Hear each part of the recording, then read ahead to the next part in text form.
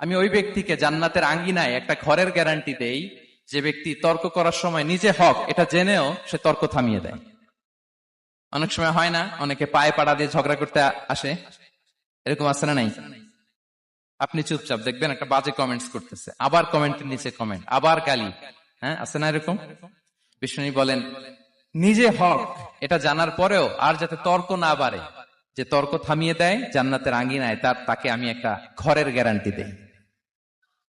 ওয়াবিবাইতিন ফি ওয়াসাতিল জান্নাতি লিমান তারাকাল কাযিবা ওয়া ইন কানা মাযিআন।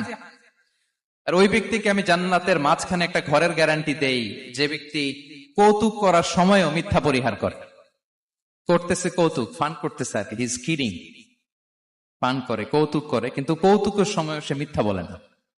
এই স্বভাব যাদের, তাদেরকে আমি জান্নাতের মাঝ বরাবর একটা ঘরের গ্যারান্টি দেই।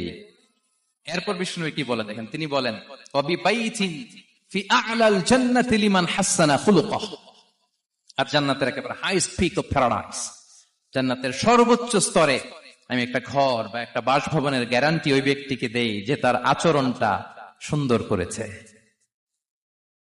যে সুন্দর আচরণের অধিকারী হয়েছে, তাকে জান্নাতের হাইস্ট পিকে আমি একটা বাসভবনের গ্যারান্টি দেই। তাহলে বলেন তো, আমাদের আচরণটা সুন্দর করার দরকার আছে না নাই? এটা খুব ছোটখাটো একটা আমল, তাই না? কথা বলেন, দক্ষিণ কোরিয়া প্রবাসী ভাইরা আওয়াজ করে বলেন, এটা কি ছোট আমল? দেখলে সালাম দিব, সুন্দরভাবে কথা বলবো, ভালো উইশ করব,